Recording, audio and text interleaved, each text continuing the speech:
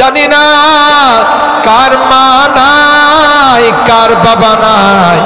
কতদিন হয়ে গেল মা বাবার বুকে মাটি চাপা দিয়ে চলে আসছে।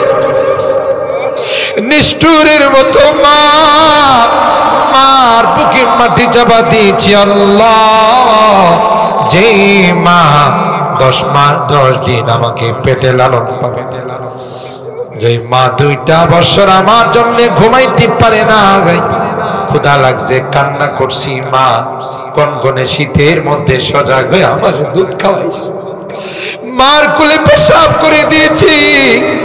মা মা মা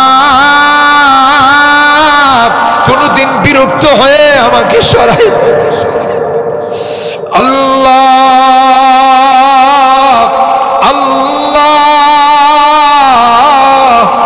বাবা কাঁধে কুলে নিয়ে আমাকে মানুষ বানাইছে, নিজে না খাইয়া আমার খানার ব্যবস্থা করেছে।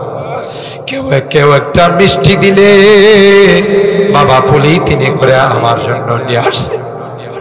আমার কলিজার টুকরা মানিকটা খাবে, রুদ্রিপুরে বৃষ্টি ভিজে আমাকে মানুষ বানাইছে। আজকে বাবা নাই রে মা, আজকের গভীর রজনীতে বারবার মা বাবার মায়াবী চেহারাগুলো চোখের সামনে আসতেছে। গুনার কারণে যদি তোমার জাহান্নামের আসামি হয়ে থাকে, আমরা তোমার কাছে মাপ চাই, ক্ষমা চাই। আমাদের মা বাবাকে মাফ করে দিও, ক্ষমা করে দিও আল্লাহ। তাদের কবরগুলো জান্নাতের বাগান বানাই দিও।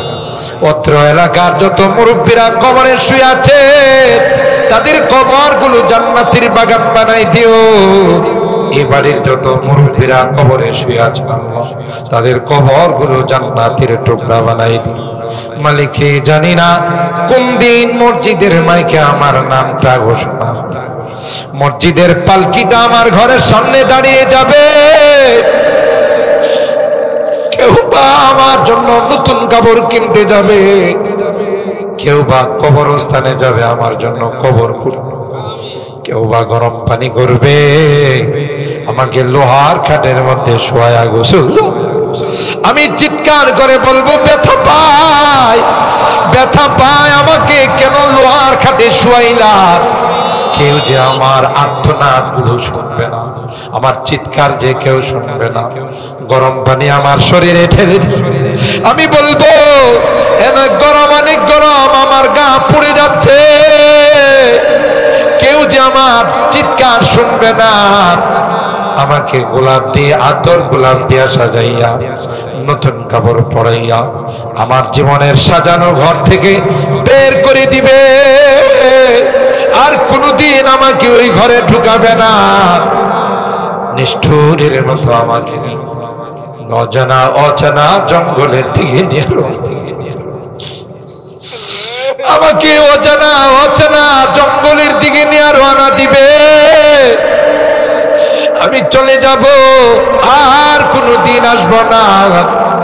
আল্লাহ, ওই মুহূর্তটা আসার পূর্বে নেককার বানাই, দিনদার বানাই, কলমাওয়ালা বানাইয়া দুনিয়া থেকে নিব। আল্লাহ, রব্বানা ফাগফির লানা যুনুবানা ওয়া কাফির আন্না সাইয়্যাতিনা ওয়া তাওয়াফানা মা'আল আবরার। রব্বির হামহুমা কামা রব্বায়ানি রব্বির হামহুমা কামা রব্বায়ানি সগীরা।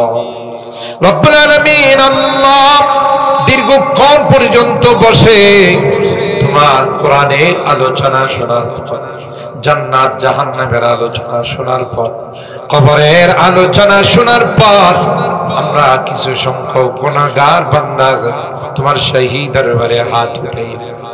আল্লাহ, মেহেরবানি করে জিন্দেগীর সকল গুনাহগুলো মাফ করে কিয়ামতের কঠিন ময়দানে আমাদেরকে তুমি গুনাহগার বলে ডাক দিও না।